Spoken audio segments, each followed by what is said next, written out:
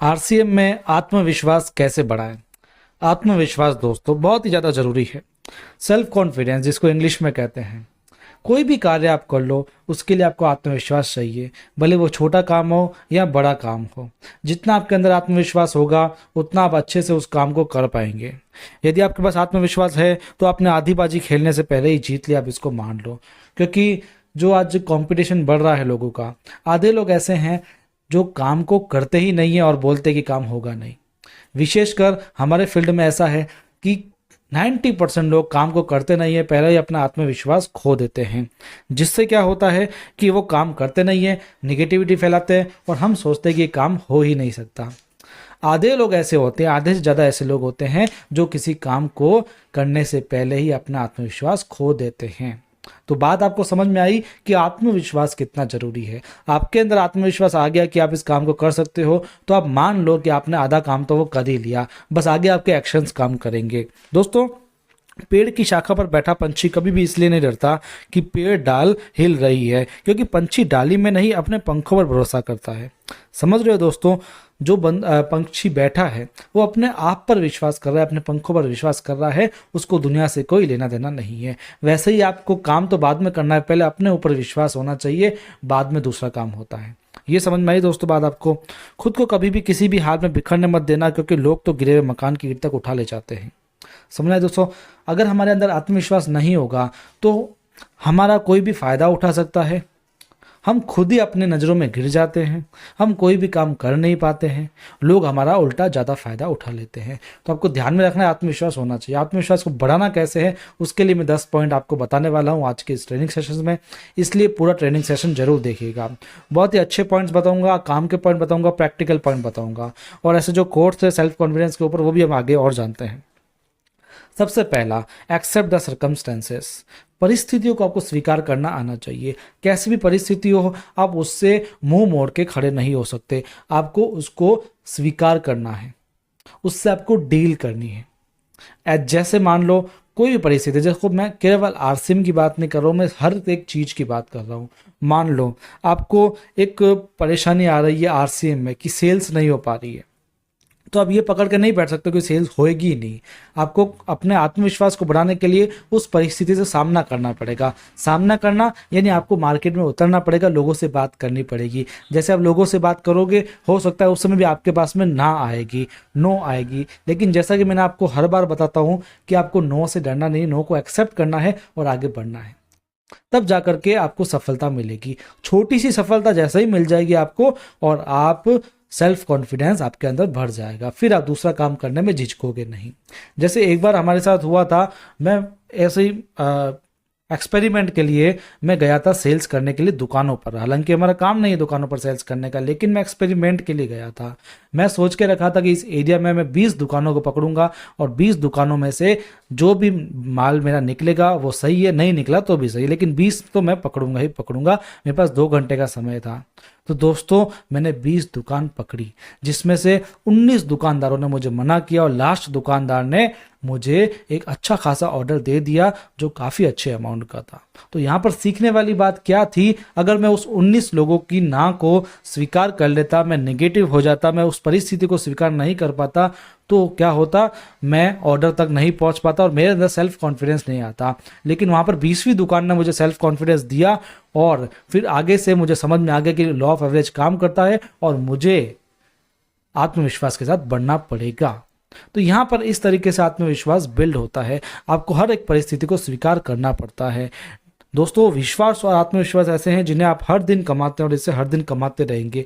ऐसा नहीं है कि एक जैसे मान लो कोई एक कोर्स है आत्मविश्वास का जो आप 3 महीने में कर लो, 6 महीने में कर लो, 1 दिन में कर लो, ये कोई कोर्स नहीं है दोस्तों।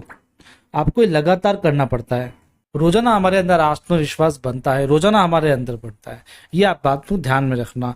दूसरा है सही ज्ञान और तकनीकें सीखें। देखो, आत्मविश्वास मतलब ये भी नहीं है कि कोई चीज़ स्पेसिफिक नहीं हो, आप हवा में ही कुछ भी कह दो, हवा में ही कह दो कि मैं ये कर लूँगा। अरे भाई, उसका आपको सही नॉलेज होना चाहिए, उसकी टेक्निक्स आपके अंदर होनी चाहिए, तब जाकर के आपके अंदर आत्मविश्वास आता है। जैसे आज मैं आपको बोल दूँ कि मैं आपको ये अच्छी से अच्छी ट्रेनिंग दे सकता हूँ, मैं ट्रेनिंग कब दूंगा, जब मुझे उस चीज़ का नॉलेज होगा, तब मैं आपको ट्रेनिंग दे पाऊंगा। वरना वरना वो आत्मविश्वास वो एक तरीके का फेक आत्मविश्वास बन जाएगा। उसको मैं ये कह सकता हूँ कि ओवर कॉन्फिडेंस हो जाएगा। हमारे अंदर ज्ञान ही नहीं है, हम उसको बोलते रहेंगे तो वो कोई आत्मविश्वास नहीं रहेगा।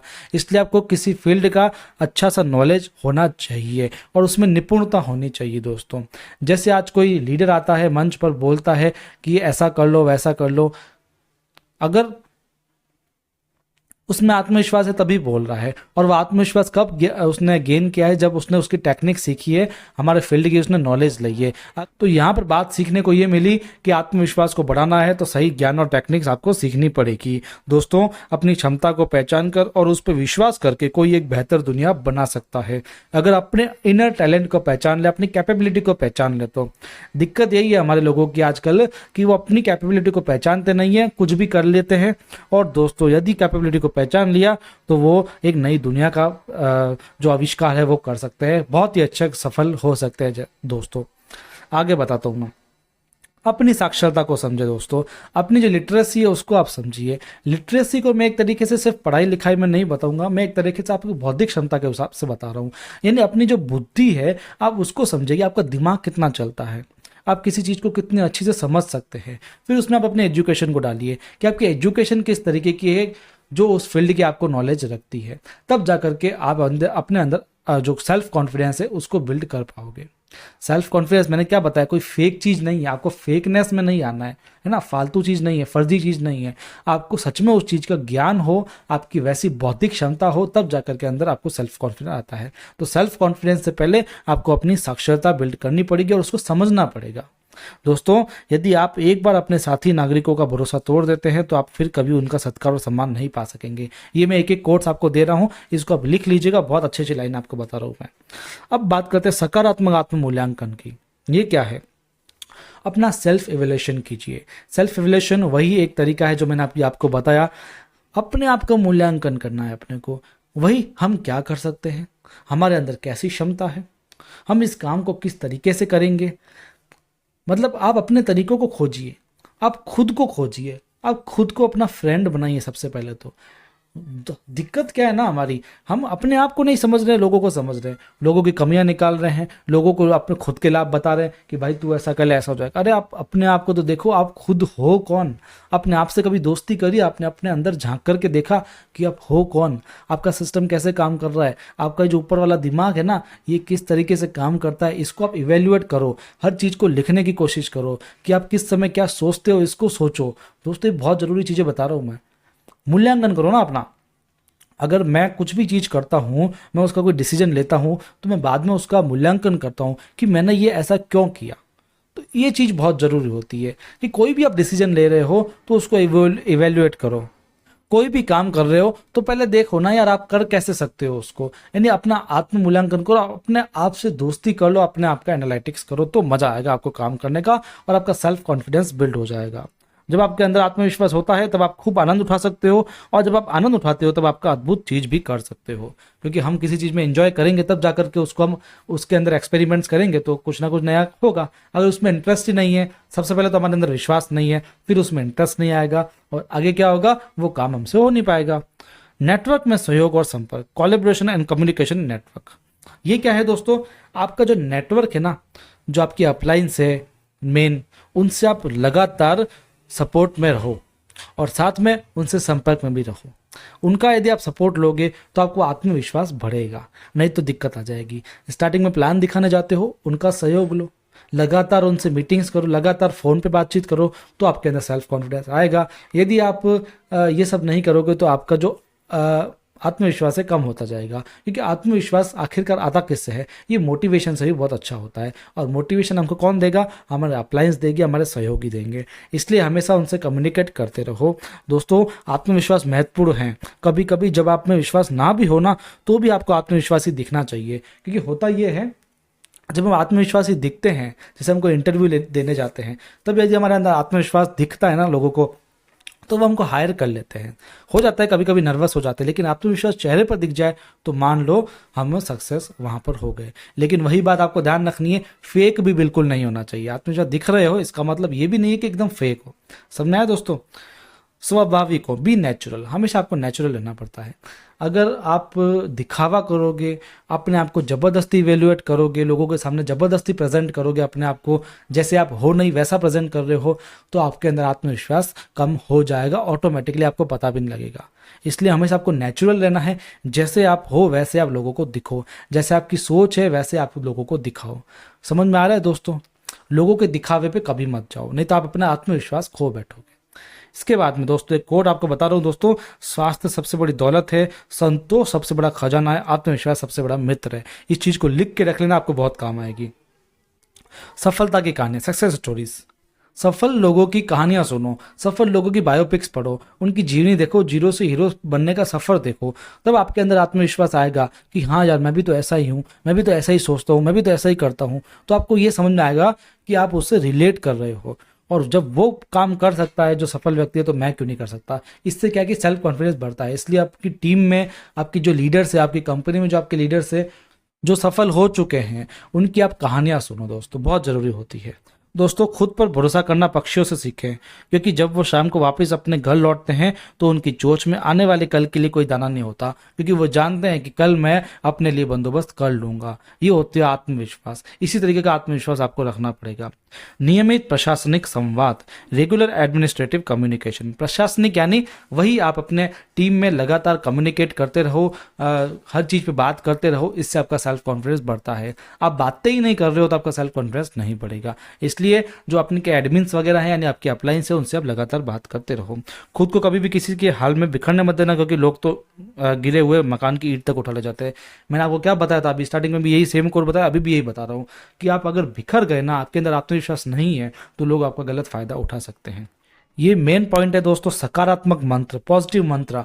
सुबह सुबह उठने के बाद आपको पॉजिटिव मंत्र अपने लिए कोई ना कोई होना चाहिए, इससे आपका सेल्फ कॉन्फिडेंस बढ़ता है। ये एक आध्यात्मिक चीज है दोस्तों, इसको करोगे तो आपको प्रैक्टिकल नॉलेज मिलेगा।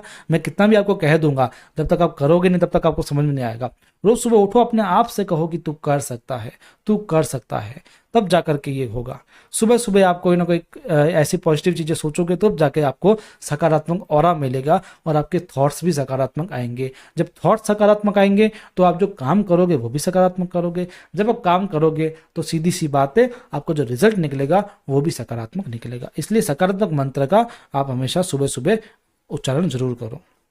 दोस्तों सबसे कठिन दौर यह नहीं है जब कोई तुम्हें समझता नहीं है, बल्कि ये तब होता है जब तुम अपने आप को नहीं समझ पाते ना। यार लोग हमको समझ रहे नहीं समझ रहे, लोगों की प्रॉब्लम है, हम अपने आप को ही नहीं समझ पा रहे, ये तो हमारी प्रॉब्लम है ना। हमको ये देखना है कि हम अपने आप को समझ पा रहे कि नहीं पा रहे, लोग तो जाए भाड़ में। ये आप हमेशा ध्यान रखना। बहुत ही मेन पॉइंट बता रहा हूँ, स्वाभाविकता और संतुलन, नेचुरलनेस एंड बैलेंस। नेचुरलनेस अभी मैंने आपको बताया, हमेशा आप स्वाभाविक रहो, जैसे आप हो वैसे रहो, और सबसे अच्छा नेचर रखो, तो हमेशा आपके अंदर सेल्फ कॉन्फिडेंस आएगा। जो आप ध्यान रखना, जो सबसे गुस्सा करता रहता है ना हमेशा, उसका सेल्फ कॉन्फिडेंस भी कम होता है ना। या जो बहुत ही ज़्यादा मूड खराब में रहेगा, हमेशा मान लो रोतड़ू रहेगा मान लो, तो उसके अंदर हमेशा सेल्फ कॉन्फिडेंस कम रहेगा। इसलिए हमेशा अपना स्वभाव अच्छा रखें और बैलेंसिंग रखें। हर किसी के साथ बात करें, हर किसी के साथ बैलेंस में बात करें। ऐसा नहीं है किसी से आप कम कर रहे हो, किसी से ज़्यादा रख रहे हो, सबसे आप अच्छे से बात करें, तब जाकर के आपका काम बनता है। यानी आपको अपनी पर्सनालिटी अच्छी रखनी पड़ेगी। कुल मिलाकर बात ये आ रही है, आप अपनी पर्सनालिटी अच्छी रखोगे तो अपने आपको अंदर से अंदर सेल्फ कॉन्फिडेंस बढ़ता है। दोस्तों बहुत मेन पॉइंट बता रहा हूँ मैं आपको, डूबता है तो पानी को दोष देता है, जब गिरता है तो पत्थर को दोष देता है। इंसान भी बड़ा अजीब है, जब कुछ नहीं कर पाता तो किस्मत को दोष देता है, जबकि दोष किस्मत का नहीं होता, हमारा खुद का होता है। हमने अपने आप को इवेल्युएट नहीं किया, अपने आप को समझा नहीं, अपने मन की सुनी नहीं, अपने आप के टैलेंट को पहचाना नहीं, अपने रिजल्ट्स को पहचाना नहीं, अपने रिजल्ट्स को ऑप्टिमाइज किया नहीं, और हम दोष दे रहे हैं किस्मत को, जबकि दोष है हमारा। इसलिए किसी को दोष नहीं देने से पहले अपने आप को दोष दो और अपने आप सेल्फ कॉन्फिडेंस बढ़ाओ। दोस्तों ये चीज लिख के रख लेना आप।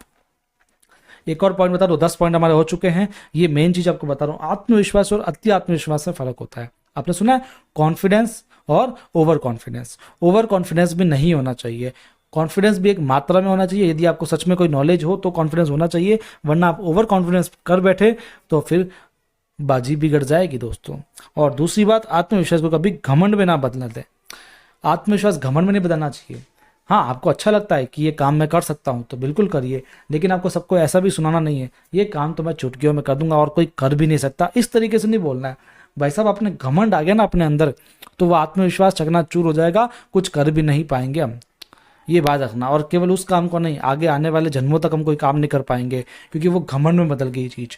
घमंड बहुत बेकार चीज़ है।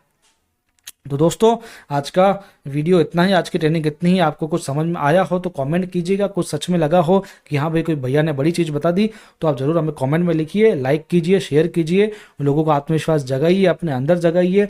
और कोई ट्रेनिंग लेनी हो मुझे बताइए।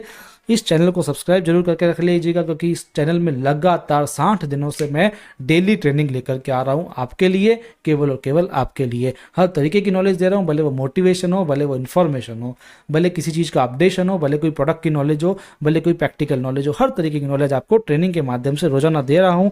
पीडीएफ प्रेजेंटेशन चाहिए तो हमारे ग्रुप में जुड़ जाइए, आरसीएम शाइनिंग स्टार्स के व्हाट्सएप ग्रुप पे, लिंक आपको डिस्क्रिप्शन में मिलेगा। और अधिक जानकारी के लिए मुझसे कॉन्टैक्ट कर लीजिए, लेकिन बस ट्रेनिंग को शेयर जरूर कर लीजिए और चैनल को सब्सक्राइब करना ना भूलें। दोस्तों, आपका बहुत बहुत धन्यवाद, आपने अपना कीमती समय मुझे दिया। आप यूं ही आते रहिए इस चैनल पर और ज्ञान का सागर अपने अंदर भरते रहिए। मिलते हैं अगले ट्रेनिंग सेशन में, तब तक के लिए आपका धन्यवाद।